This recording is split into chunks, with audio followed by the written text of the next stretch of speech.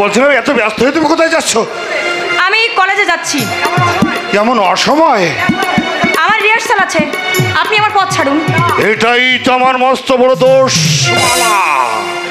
যে মেয়েকে একবার আমার মনে ধরে তার পথ আমি কিছুতেই ছাড়তে পারি না। মনে ধরে মানে? মনে ধরে মানে ভালো লাগে। প্রথম দেখা থেকে তোমাকে আমার চরম ভালো লেগেছিল। মানে কি বলতে চাইছেন আপনি? কি বলতে চাইছি তা তুমি নিশ্চয়ই বুঝতে পারছো।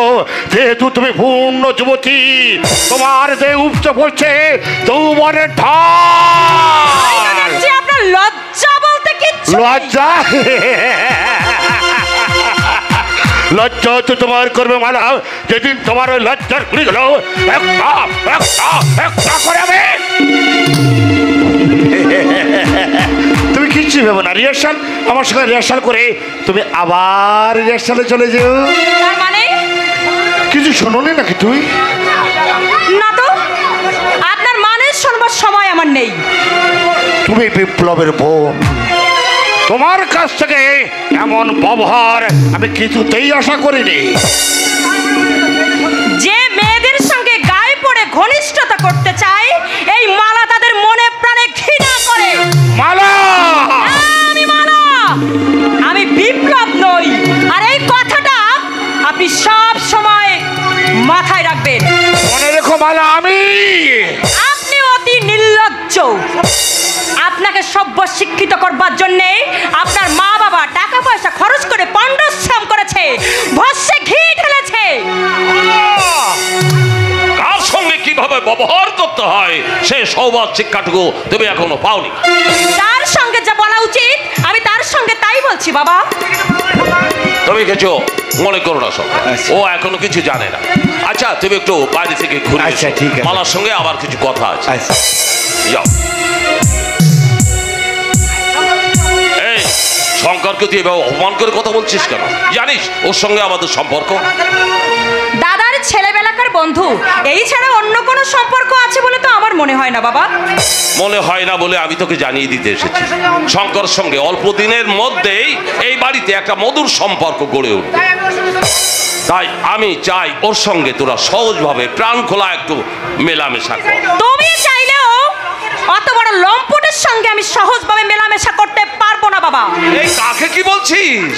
যাকে যা বলা উচিত আমি তাকে তাই বলছি বাবা। মালা, পরশু যে কাণ্ড উনি করেছেন তাতে শুধুমাত্র দাদার বন্ধু বলে ওকে আমি জুতো মারিনি।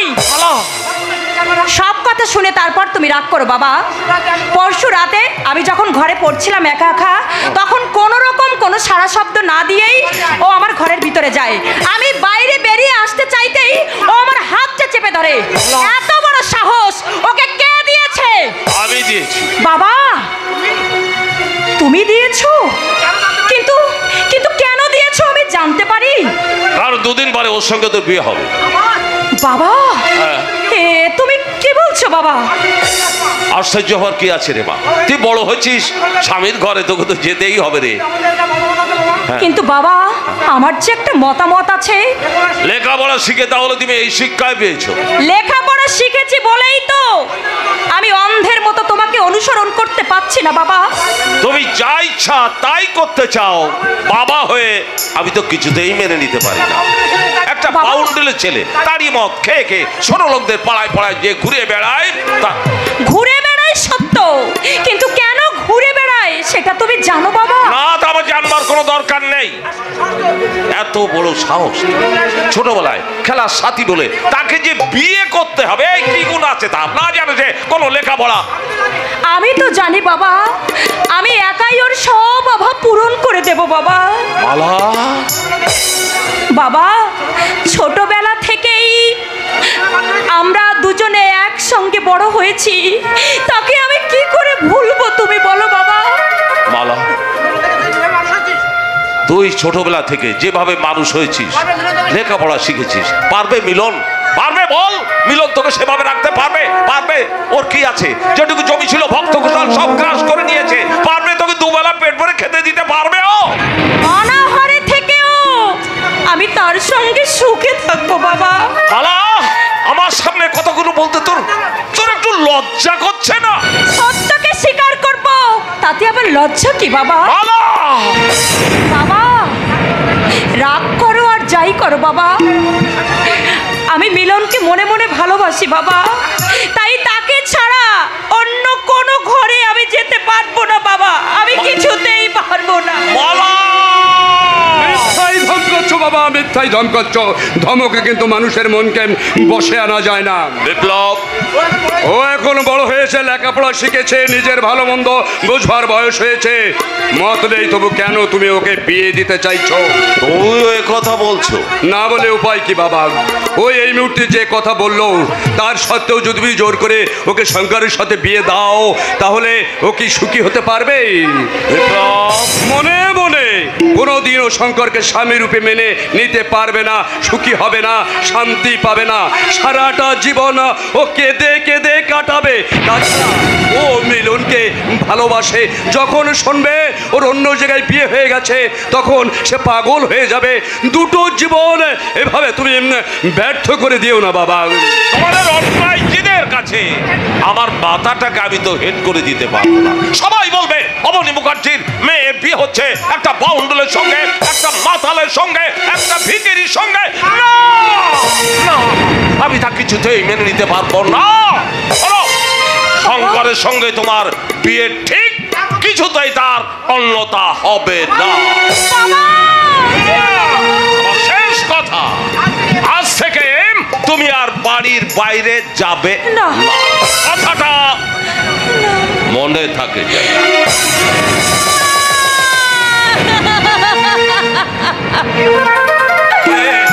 এই কথাটি আমি তোকে বলবার জন্য এসেছিলাম, কিন্তু আমি বলতে পারিনি।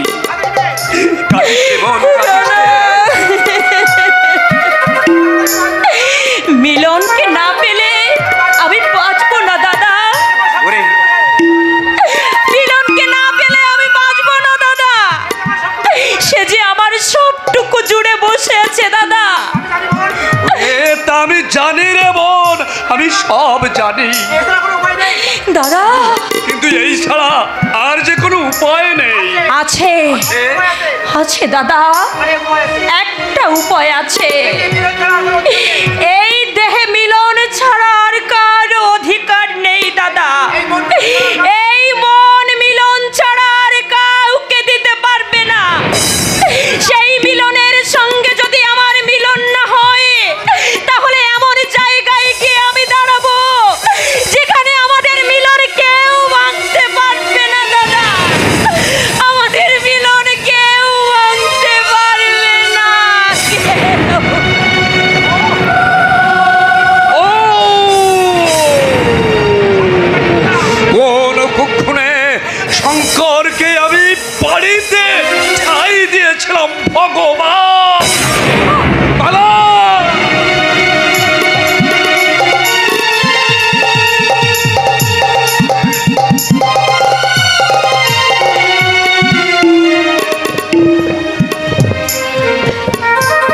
মা, দুঃখ করো না মা, তোমাদের ছেড়ে যেতে মন আমার কিছুতে চাইছে না, কিন্তু বিশ্বাস করো মা, উপায় নেই মাগো, উপায় নেই।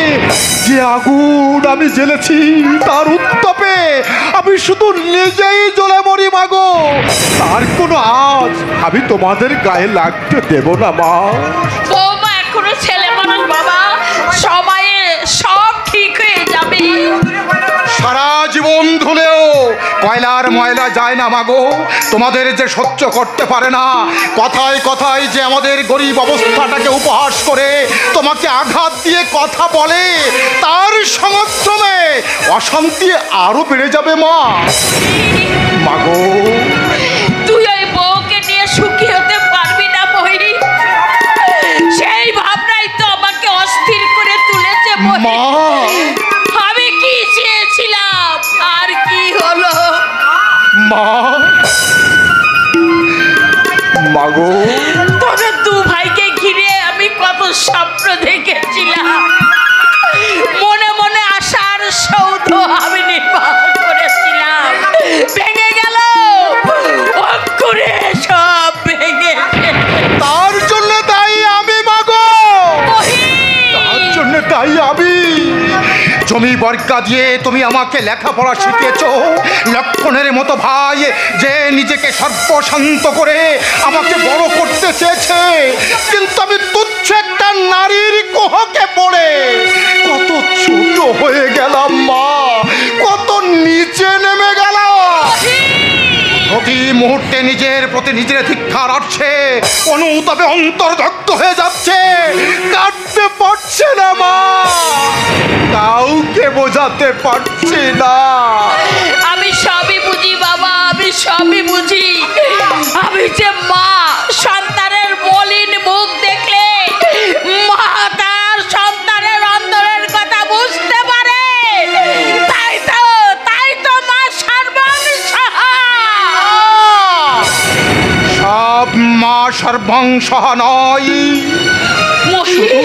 শুধু আমার মাই তো সর্বংসহা।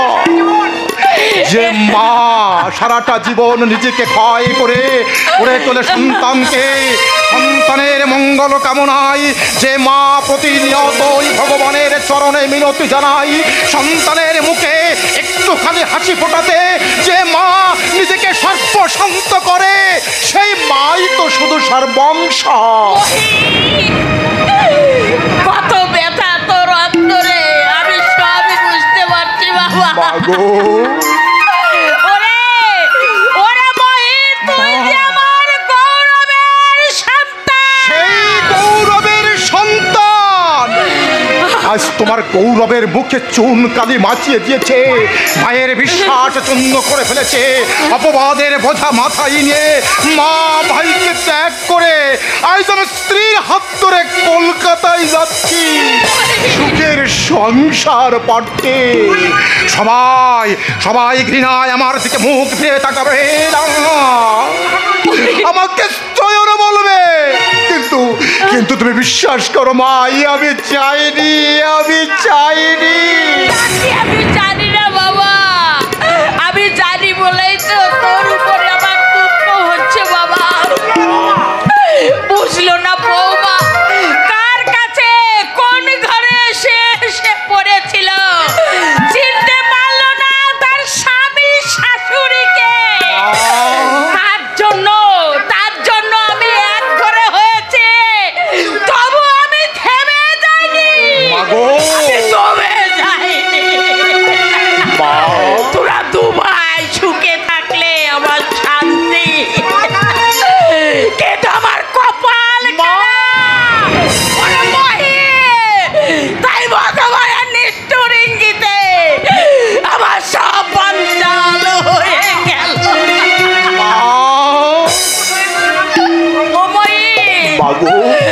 কত দুঃখ সয়ে আমি যে তোদের মানুষ করেছি রে বাবা। মামলার পড়ার খরচ চালাতে আমি সব জমি বাধা দিয়েছি, আমি লোকের বাড়ি ধান বেনেছি, আমি বিয়ের কাজ করেছি।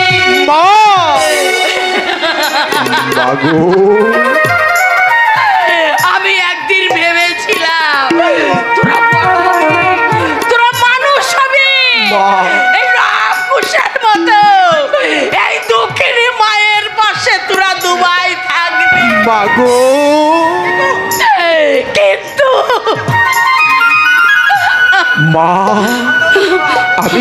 আমি তোমাদের কোনোদিন ভুলবো না মা। ও মা, যেভাবে তুমি আমাদের গড়ে তুলেছ, তোমাকে আর মিলনকে ভুলে যাব সেই দিন যেদিন তোমার মহিন এই পৃথিবীর বুকে আর থাকবে না মা।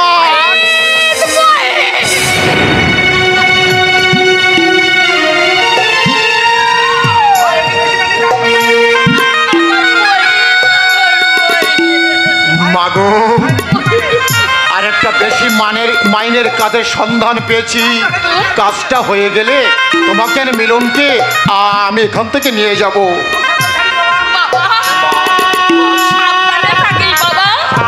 তোর সামান্য মাইনে একটু হিসাব করে খরচ করিস বাবা। মাগো, সপ্তাহে একখানা করে আমার কাছে চিঠি দে। দেবো মা, আমি দেবো। আমি যেখানে যত দূরে থাকি না কেন, ও মা, আমার এই অন্তরটা যে তোমাদের কাছে বাধা থাকবে মা। কি হলো? এখনো তোমার কথা শেষ হলো না? ট্রেন কি তোমার অপেক্ষা করবে? রিক্সা নেই, ট্যাক্সি নেই, যাওয়ার যে সুব্যবস্থা, 2 ঘন্টা লেগে যাবে স্টেশনে হেঁটে যেতে। মা, তোমাকে আমি বোঝাতে বাকি রাখিনি বাবা, তবু আমি আবার বলছি বৌমা, তুমি তোমার মাথাটা একটু ঠান্ডা করো বৌমা। এমনি করে নিজের বাড়িঘর ফেলে তোমরা চলে যেও না মা, চলে যেও। আমার থাকার উপযুক্ত হলে আপনাকে এত কথা বলতে হতো না। তোমার মতো কলেজে পড়া আধুনিকা এ গায়ে অনেক আছে, কই তাদের তো এখানে থাকতে অসুবিধা হচ্ছে না। দয়া করে আপনি চুপ করুন। আপনার এই প্যানপ্যানানি শুনতে আমার আর ভালো লাগছে না। কি? চোখ দিয়ে আগুন বেরাচ্ছে, মারবে নাকি? মারলেও তোমার স্বভাব যাবে না, কারণ তুমি সৃষ্টিকর্তা, রাজব সৃষ্টি, সব শাসনের বাহিরে। এতদিনে বুঝলে? হ্যাঁ, এতদিনে বুঝতে পেরেছি তুমি হৃদয়হীনা। হৃদয়ে বলতে তোমার কিছু নেই। চমক লাগা রূপের অন্তরালে তোমার ওই নাগিনীর ফোনা মাথা তুলে দাঁড়িয়েছে।